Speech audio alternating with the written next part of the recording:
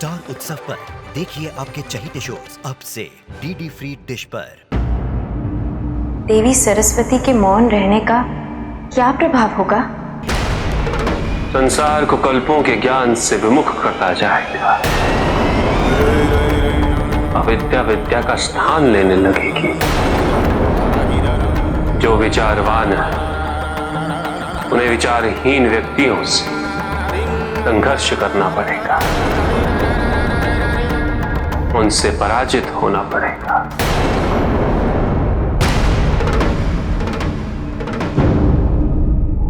कोई आवश्यकता नहीं मुझे ऐसे व्यक्ति की।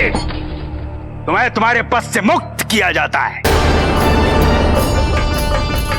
आचार्य ज्ञान मूर्ति को नया अमात्य घोषित करता हूं मैं।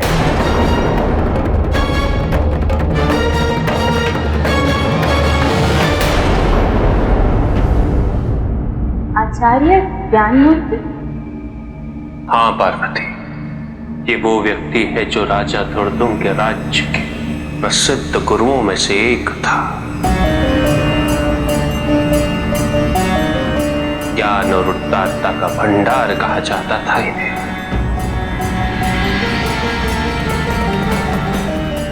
अत्यंत विचारवान, जिसके पास शिक्षा प्राप्त करने के लिए दूर दूर से व्यक्ति आते थे। धनी भी और निर्धन भी। आचार्य ज्ञान मूर्ति की गुरुकुल के द्वार सभी के लिए खुले हुए थे।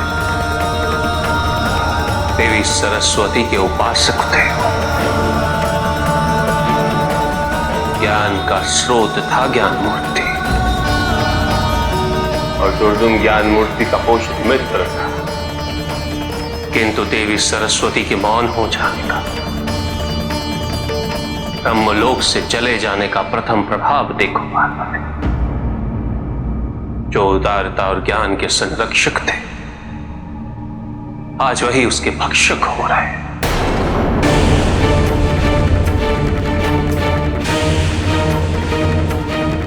देवी जो सभी के जीवा पर विराजमान रहती, आज वहां कुबुद्धि और अविद्या का निवास हो चुका। आनंद, अत्य आनंद। महाराज दुर्दुम, आज्ञा। पद ग्रहण कीजिए। अमात्य ज्ञान मूर्ति। अमात्य का पद?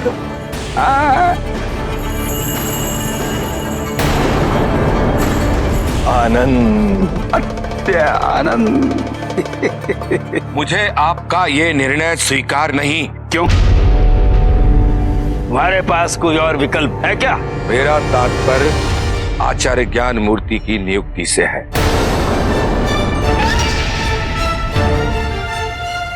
और किसी भी राज्य में अमात्य का पद कितना महत्वपूर्ण होता है, ये सभी को ज्ञात है। यदि मेरे स्थान पे किसी की नियुक्ति होती है तो उसे पहले यह सिद्ध करना होगा कि उसके पास राज्य के संचालन हेतु मुझसे अच्छी नीतियां हैं। अन्यथा मैं ये पद कदापि नहीं त्यागूंगा। मैं तो चाहता था कि बिना अपमानित हुए तुम यहां से निकल जाओ। अब तुम्हारी यही इच्छा है तो अमात्य ज्ञान मूर्ति, इनकी जिज्ञासा पूरी कीजिए। आनंद, अत्य आनंद।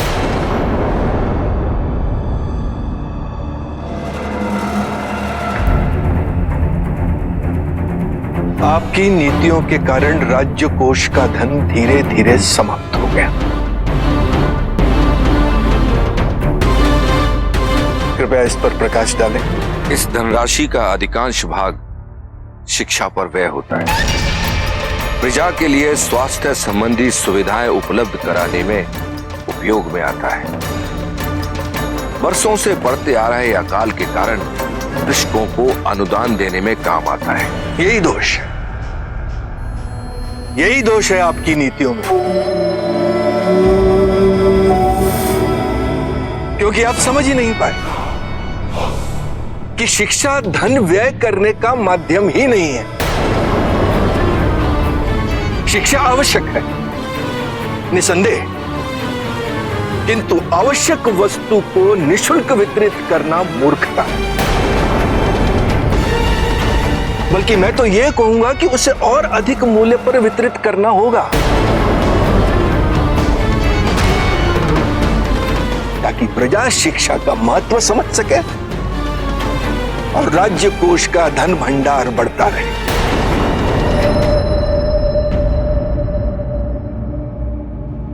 जिस समाज में ज्ञान का निरादर हो पार्वती, जो समाज सभी को शिक्षित करने के अधिकार को ना समझकर उसे व्यापार का रूप दे दे, जिससे केवल वही शिक्षा प्राप्त कर सके जो धनी, उस समाज का पतन तो निश्चित है पार्वती। और आचार्य ज्ञानमूर्ति, जो शिक्षा देने के लिए एक कण अक्षत भी नहीं लेता था, वो आज शिक्षा को लाभ कराने वाला व्यवसाय बनने के लिए कह रहा है। किंतु उनका क्या, जिनके पास पर्याप्त भोजन के लिए भी साधन नहीं है? वो शिक्षा का मूल्य भला कहां से चुकाएंगे? तो ना चुकाएं। वैसे भी उन निर्धनों के लिए शिक्षा से कहीं अधिक महत्वपूर्ण है परिश्रम। परिश्रम से धन अर्जित करके पहले वो अपनी पेट पूजा तो करें। शिक्षा उनके उदर की क्षुधा को शांत करने से तो नहीं।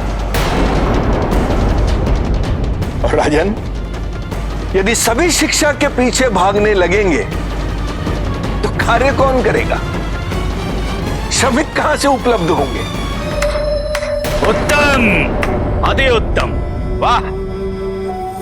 आचार्य ने यह सिद्ध कर दिया कि मेरा निर्णय उचित है। एक अच्छे राज्य में शिक्षा पाना सभी का मूल अधिकार होता है और कोई उनसे यह अधिकार ना छीने, ये मैं सुनिश्चित करूंगा। मैं प्रजा को समझाऊंगा कि वो इस निर्णय को कभी भी स्वीकार ना करे। और जब तक मैं जीवित हूं, मैं किसी पर भी यह अत्याचार नहीं होने दूंगा। सैनिकों, इस राजद्रोही को बंदी बना लो।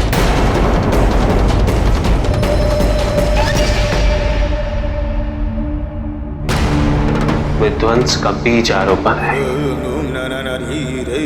जो केवल यही नहीं, अभी तो संसार के सभी कोनों में अंकुरित होगा। विष के विकराल वृक्ष में परिवर्तित हो जाएगा, ज्ञान के प्रकाश को निकलता हुआ। धीरे धीरे यह अंधकार समस्त संसार पर छा जाएगा। दुर्विद्या की उठती ये लहर प्रलय का निमित्त बन जाएगी।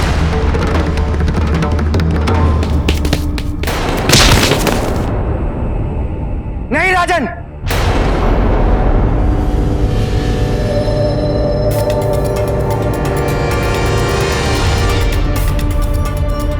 राजन, ये मेरे पिता के साथ अन्याय है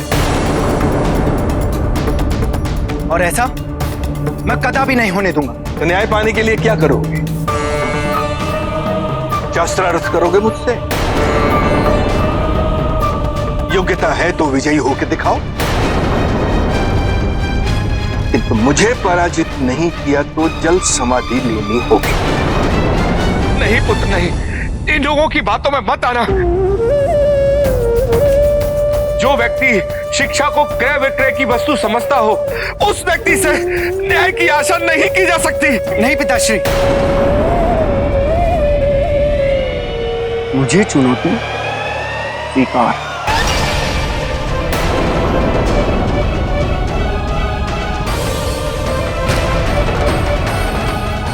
ठीक है, सिद्ध करके दिखाओ कि राजा ईश्वर से बड़ा होता है। ईश्वर सबसे बड़ा होता है। यदि राजा पूर्ण रूप से राजधर्म का पालन करे तो उसे ईश्वर का प्रतिनिधि कहा जा सकता है।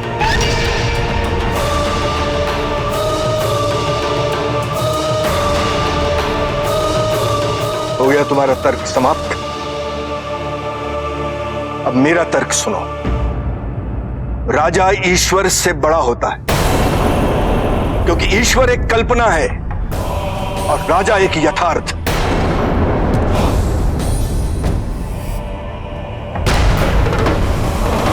राजा हमारे सामने होते हैं प्रत्यक्ष रूप से। ईश्वर से की जाने वाली प्रार्थना का फल अनिश्चित, किंतु राजा से की जाने वाली प्रार्थना का फल सुनिश्चित और तत्काल प्राप्त होता है।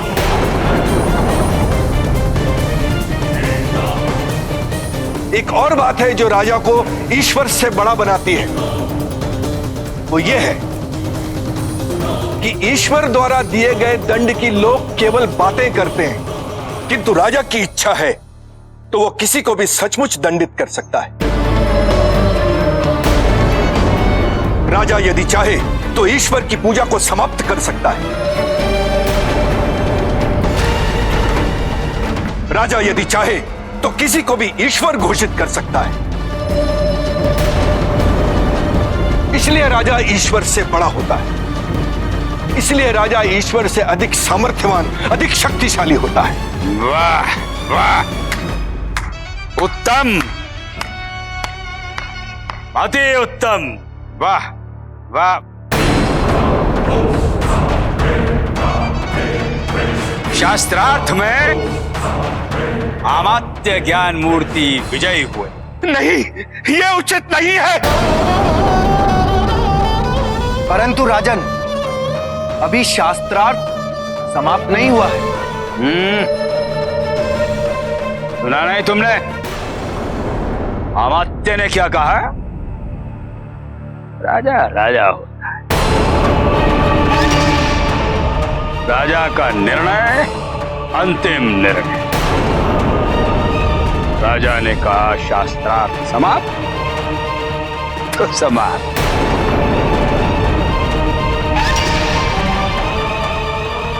सैनिकों, सुमुख के पुत्र को भी बंदी बनाओ और इसके जल समाधि का प्रबंध करो।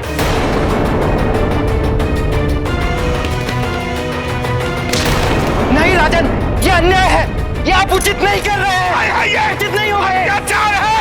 छोड़ दो मेरे पुत्र को। आनंद, अत्य आनंद।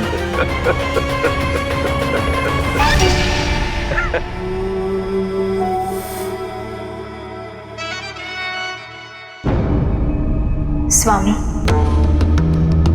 आप तो विश्व गुरु हैं, विद्यापति हैं। अज्ञानता के वर्चस्व को रोकने के लिए आप कुछ कर क्यों नहीं रहे? अविद्या से विद्या और पुनः विद्या से अविद्या तक की ये यात्रा प्रत्येक व्यक्ति को करनी पड़ती है पार्वती। जो देवी देवता और सिद्ध पुरुष होते हैं वो योग के माध्यम से इसमें संतुलन और स्थिरता बनाए रखते हैं और इसके लिए वो निरंतर प्रयासरत रहते हैं। किंतु अधिकांश व्यक्ति इस प्रक्रिया को नियंत्रित करने में असफल रह जाते हैं और यही अज्ञान, कलेश और कुविचारों का स्रोत बन जाता है। सुनो सुनो सुनो सुनो सुनो। राज्य के पूर्व अमात्य की कुव्यवस्था के कारण राज्य की स्थिति बिगड़ चुकी है। इसीलिए राज्य के हित के लिए महाराज दुर्दुम ने नए अमात्य आचार्य ज्ञान मूर्ति के सहयोग से एक नई नीति बनाई है। इस नीति के आधार पर शिक्षा और स्वास्थ्य की सभी सुविधाएं अब से सशुल्क मिलेगी। जो युवक युवती शिक्षा ग्रहण नहीं करेंगे उन्हें दंड स्वरूप राजकीय श्रमिक बनना होगा। साथ ही आज से राज्य की ओर से मिलने वाले सभी अनुदान बंद किए जाते हैं। ईश्वर से बड़ा होने के कारण अब से राजा का अधिकार प्रजा के तन मन और धन पर होगा। जो इस आदेश का विरोध करेगा उसे राजद्रोही समझा जाएगा और उसे राजदंड दिया जाएगा। सुनो सुनो सुनो। सब कुछ तो छीन लिया, वो भी सहन कर लेते, किंतु यहाँ तो राजा ने अपने आप को ईश्वर से भी बड़ा घोषित कर दिया है। ये राज्य की दुर्गति के संकेत है। किंतु आपने ही तो कहा था कि सृष्टि अज्ञानता के अंधकार से ढकी हुई है। यदि ज्ञान का सूर्य उदित न हो तो सर्वत्र अंधकार का ही राज्य है। इसीलिए जब ज्ञान का सूर्यास्त होता है तो प्रबुद्ध व्यक्ति विद्या की ज्योति जलाते और सूर्य के उदय होने तक उसका संरक्षण करते हैं। ये यत्न प्रत्येक प्रबुद्ध व्यक्ति का होना चाहिए पार्वती।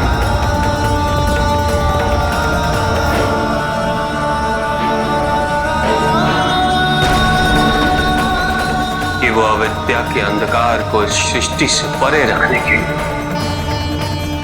ज्ञान का दीप सदैव प्रज्वलित करता है और इसके लिए सदैव प्रयत्नशील है।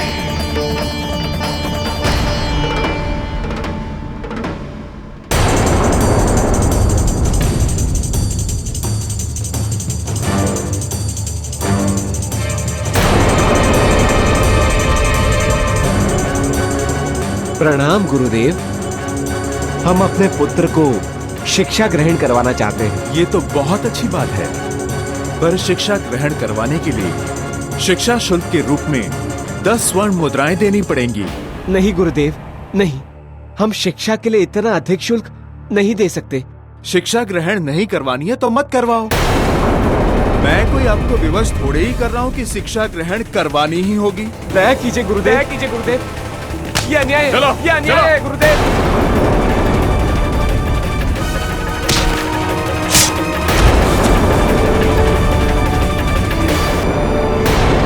छोड़िए, छोड़ दीजिए। भयभीत ना हो सुंदरी। इस राज्य के सबसे सुरक्षित स्थान पर हो तुम, राजा के पास। यहाँ तुम्हें कोई हानि नहीं पहुंचा सकता। सैनिकों, पिता पुत्र को ले आओ। छोड़ दो मेरे पुत्र को, छोड़ दो राजन। तुम चाहो तो उसके स्थान पर मेरे प्राण ले लो, किंतु उसे छोड़ दो राजन, उसे छोड़ दो।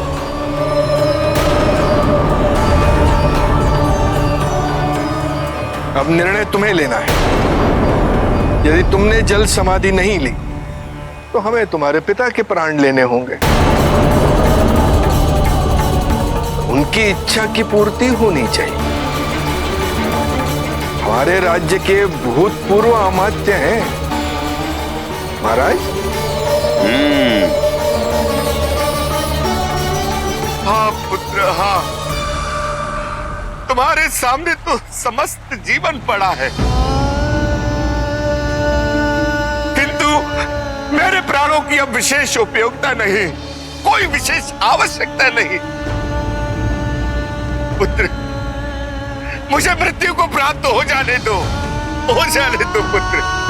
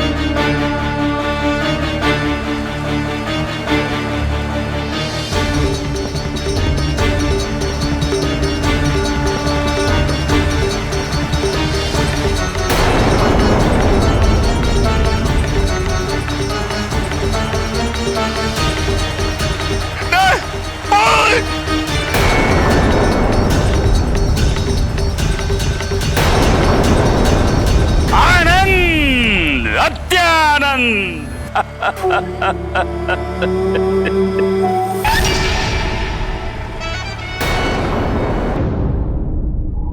पिताजी, मैं दुर्दुम और ज्ञान मूर्ति द्वारा किए जा रहे अत्याचार को रोकने की अनुमति चाहता हूँ।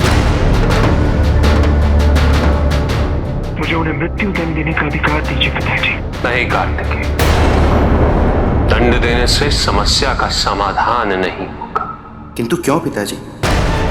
एक अत्याचारी निर्दोष व्यक्ति के साथ अति कर रहा है। यदि भैया उसे दंड दे दे तो अत्याचार समाप्त हो जाएगा। नहीं गणेश, मृत्यु से तो केवल एक ही अत्याचारी का अंत होगा, और उसके अंत के पश्चात कोई दूसरा अत्याचारी उस स्थान पर उत्पन्न हो जाएगा। संभवतः इन दोनों से भी अधिक क्रूर देवी सरस्वती को ब्रह्मदेव द्वारा दिए गए श्राप का परिणाम है। पिताजी, फिर इसका समाधान क्या है? देवी सरस्वती को ढूंढने और सभी मनुष्यों की पीड़ा को दूर करने के लिए मुझे और पार्वती को, हम दोनों को मनुष्यों के मध्य जाना होगा। समाज में बढ़ रहे असंतुलन को रोकना होगा। संतुलन की पुनर्स्थापना देखकर संभवतः देवी सरस्वती स्वयं सामने आ जाएगी। इसमें हम कोई योगदान दे सकते हैं पिताजी? प्रतीक्षा करो कार्तिकेय, संभवतः भविष्य में तुम्हारी आवश्यकता होगी।